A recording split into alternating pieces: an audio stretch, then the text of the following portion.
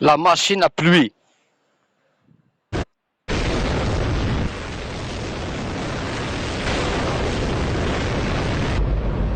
Don't worry if you can't hear what I'm saying. I couldn't even hear myself.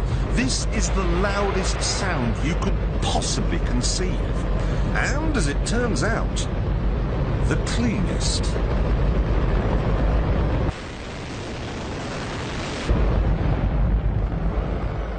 Now, the most amazing thing is that that cloud up there, which was generated by the engine, is just a mixture of hydrogen and oxygen. It's water vapor. And in about an hour's time, someone in Mississippi is going to get wet washing. It will actually rain. I told you.